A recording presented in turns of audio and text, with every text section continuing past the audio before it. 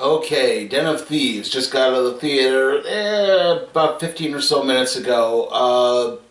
I have to admit, my expectations were not exactly high for this film, and, well, yeah, admittedly, I thought, well, this doesn't look good, but hey, maybe it's kind of goofy and cheesy and schlocky, and no, it just isn't.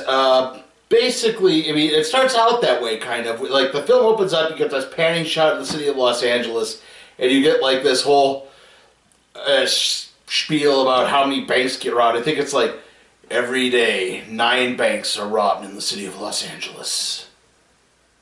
It's like, okay, alright, yeah, we're setting up for something goofy. There's like this robbery of an armored car, which isn't a bank, by the way. Like, the armored car is in the parking lot of the famous Randy's Donut Shop. And, like, the shootout breaks out. The police arrive, another shootout ensues. One of the robbers gets shot, but eventually they kind of just get away. And now this is where another major criticism of the film, because whenever there was gunfire going on, it just got really, really loud, like, hugely loud. I mean, the only movie I thought that was ever louder than this was Lethal Weapon 4. Like, gee, everything was just loud, loud, loud, loud, loud. Like, the guns are going off right next to your ears. Like, they don't need to be that loud. We can see the guns are going off, guys. Anyway, the next day, Gerard Butler's character, who's Detective Nick O'Brien, who, get this now, he's a cop who doesn't play well with authority figures, who clashes with the FBI agent in the area, who his marriage is on the rocks because he inadvertently thinks he's drunkenly texting his mistress, and he drunkenly texts his wife. And he has his team, and guess what? And all of this, it turns out, the good guys aren't exactly the good guys. So yeah, he's like a wannabe Vic Mackey from The Shield, basically. No, anyway, he sort of gets assigned onto this case. Turns out the armored car that the bank robber, these guys robbed, was empty. They just stole an empty car. So obviously it's leading to something. O'Brien manages to find out a guy who was recently released from prison named Donnie, played by O'Shea Jackson Jr., Ice Cube's son. He's like the junior member of the club. He just recently kind of got recruited into it. So they think that he might be able to work as a double agent. They kidnap him and basically kind of torture him and bully him into being a double agent for them. The leader of this gang is named Merriman, and it turns out that, like, each member of the gang is a former Marine. There's not a lot of primary characters. Obviously, the most prominent character is a character named Laveau, who's played by 50 Cent. And those two, like, he and Merriman have a past, like, they go back to high school, but they were also in the Marines together. There's another guy who was in the Marines, like, shortly after them. Like, Donnie himself is an ex-Marine, so there's kind of this, okay, they're all ex-Marines, but it doesn't exactly explain why it is they're robbing banks, or they're planning to rob a bank.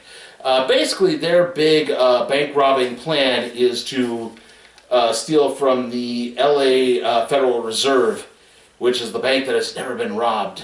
And it's super guarded because, you know, it's a federal bank and there's a federal government all over it. But they're not actually going after, like, the freshly printed money. What they're going for is money that has been pulled out of circulation and is scheduled to be destroyed, because that money is now virtually untraceable. So it's clean. You don't have to worry about, oh, some serial number pops up and they'll be able to track down your location when you spend it. Let me see just a sec here. Okay, so I'll get more into what their plan is when they actually when they initiate it. But yeah, you got a lot more spiel over trying to give these guys personal lives, and it really doesn't work. The only character on the cop side that gets any sort of development is O'Shea, Gerard Butler's character. None of his supporting guys really get anything. There's like one hint. I think one of them might be gay. And that's all I got. One might be gay. Other than, again, like, and O'Shea himself is just really cliched. It's like, oh, he drinks too much, he smokes. Like I said, his marriage is on the rocks. but he wants to be with his kids, even though he goes out and cheats on his wife. So he really doesn't care that much about his family, I'm guessing. And yeah, just but they also try to build something for characters on the criminal side too, and they're at least a little bit more interesting. I mean, there's one scene I think that actually does work. I mean, 50 Cent is not the worst part of this movie, I will say that. There's a scene where Laveau meets his daughter's prom date, basically, and he takes him aside to give him the whole, keep your hands off my daughter shtick, and they walk into this room, and it's like the entire crew of robbers is standing there, and it's like, yeah, look, see the guys I run with? You don't want to mess with me. If I find you did something stupid. Like, that was the only part, I think, that had any genuine humor in it. Eventually, like, the day of the robbery arrives, and it looks like they're sort of doing this this test run. Oh, wait, there's one thing I skipped over. There's this weird scene where, again, O'Shea is at a strip club, and he meets this girl, he spends the night with her, and it turns out, oh, it's Merriman's girlfriend. And on top of that, it's like Merriman basically wanted this to happen. Like, it doesn't explain why. I don't get it. Eventually, like I said, though, the day of the robbery arrives, except they don't hit the Federal Reserve. It's like it looks like they're staging a test robbery at a local savings and loan. But basically what they're doing is they're using this as a diversion because the actual police briefly get called in. Excuse me. Yeah, they get called in. It causes like this big schmoz outside. They use this to blow the bank vault, and because of that, they're able to use that. It's like they make this savings loan have to call the Federal Reserve, say, "Hey, all our money's gone. We need some new. We need. We had a bank drop that we can't use now. We have to transport some of the money so that you keep this. You have to pull money out of circulation so that money gets put back. We get the profit, and that's how they use that robbery to stage the robbery at the Federal Reserve, and that's actually really interesting. Like I said, the robbery, the caper portion of this is actually pretty good. Like, I wish they'd focus more on that and less on the cops, because the cops are just not interesting.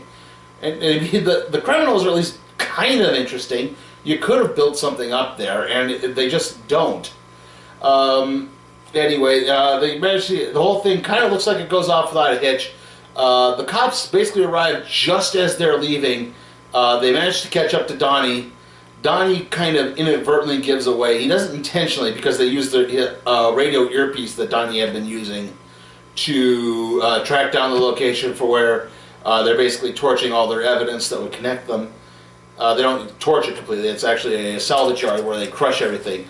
Again, the cops manage to catch up just as the criminals are all leaving, and they get caught in a traffic jam. And it's like, okay, well, our cars aren't moving at all, so we're just going to have to get out and face each other on foot. And this results in a shootout taking place in the middle of a traffic jam. Now again, if stuff like this had happened earlier in the movie, I would have been more interested. Unfortunately, by this point, I'm tired and ready for this dang thing to end. Basically, like I said, shootout ensues, people get killed. Eventually, O'Shea manages to get off kind of a lucky shot because they catch, like I said, Donnie's still arrested. He's actually cuffed inside one of the cop cars and told to stay down. O'Shea basically gets the shot off at, not Donnie, Merriman, and Merriman's in body armor, but it actually manages to hit like the one little side part of the body armor where his side gets exposed. That's enough to slow up. Eventually, O'Shea kills Merriman. He returns back to his car and discovers Donnie is missing. And as they're looking at the evidence in the getaway car, all of the money has been destroyed and shredded, and it's like basically these sort of money pucks for like, shredded dollar bill pucks. And it's like, what in the world? What's going on here? And basically, it turns out that Donnie was actually the mastermind behind the whole robbery. He came to Merriman, He had some friends from a local soccer club who knew Merriman, and that's how they got in touch with each other, and they worked this out to make it look like Merriman was in charge the whole time, when really Donnie was in charge. And the next time we see Donnie, he's in London planning a similar robbery of the nearby diamond exchange. Yeah. Like I said, my hopes were not high for this movie, but I was hoping for something kind of dumb and goofy and cheesy. Something that could easily be made fun of on riff tracks, or, just kind of enjoy it as a good bad flick. And it couldn't even meet that standard. I mean, this was just cliched and dull. Like I said, the parts with the criminal gang were interesting and how they designed and plotted the caper. That part was good. Nothing else was. I will say this, again, 50 Cent, not the worst part of this movie. He was good for the role that he had. I think he was smart to take a smaller role in all of this. Merriman could have been good, but lacked development. Donnie lacked development. O'Shea Jackson did what he could, but again, lacked development. Again, the only character that gets any sort of development is O'Shea, and it's just uninteresting development, unfortunately. Yeah, so, well, we got our first stinker of the year. I'm going to be giving Den of Thieves an F. It began as a vision.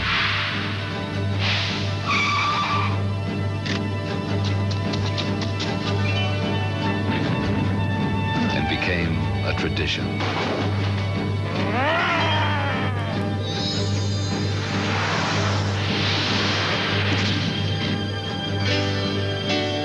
America, you'll never be over the hill. Okay, trailer time, and well, there are just no new trailers in this bunch. We have Winchester again, then Death Wish again, Annihilation again, Game Night again, The Strangers Pray at Night again, and 1517 to Paris again. And yeah, that's pretty much it. So obviously the next video is going to be the two-part video for Batgirl Destruction's daughter. There's going to be a special supplemental video with that covers sort of the history of the various Batgirls. Not all of them, just a few of the various Batgirls that have appeared in DC Comics. Like I said, there's going to be the Batgirl's Destruction Daughter review. Next movie is probably going to be Winchester, because that comes out on February 2nd, and like I said, there's nothing really coming out on January 26th except for Hostiles, which has already kind of been reviewed and talked about already with a lot of the major critics in it. So those reviews are readily available. And Maze Runner, The Death Cure, which I haven't seen the two previous Maze Runner movies, so I have no way to approach any of this. Excuse me. So this week, the bathroom remodel is done, so I should hopefully be able to resume the Marvel Netflix catch-up. So that'll probably be the next review, sort of. The next movie theater review, like I said, will probably be Winchester. See you all then.